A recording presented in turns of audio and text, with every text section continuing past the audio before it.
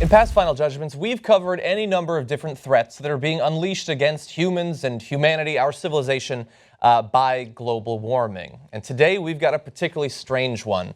A recent anthrax outbreak in the far north of Russia left a child dead, 23 people infected, and the government scrambling to deploy hundreds of rescue workers and soldiers to stop any further spread.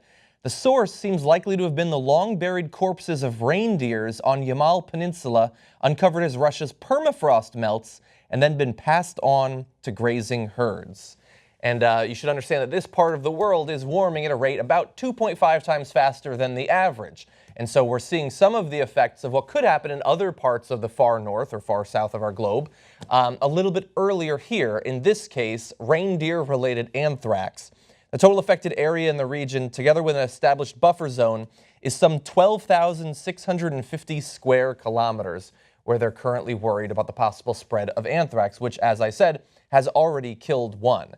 The world suffers from several thousand anthrax outbreaks naturally every year, and we could see that number go up as global warming continues. But we could actually see other sorts of diseases be unearthed because of the warming of the permafrost and other areas like it. We had smallpox graves in the far north at the end of the 19th century, and scientists are discovering new giant viruses in mammoths. Their pathology has not been proven. We must continue to study them, and I think climate change will bring us many surprises. I don't want to scare anyone, but we should be ready. So yes, anthrax from dead reindeer, giant viruses from the corpses of mammoths, and perhaps more as well.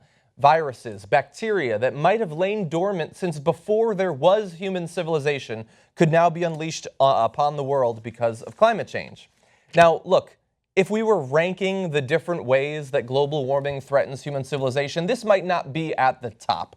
Rising ocean levels, civil wars that would be driven by the relative scarcity of water, those would probably be higher.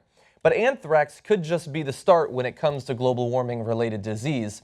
And who knows what else might be unleashed upon the world as our planet continues to warm. And so that, horrifically, is today's final judgment.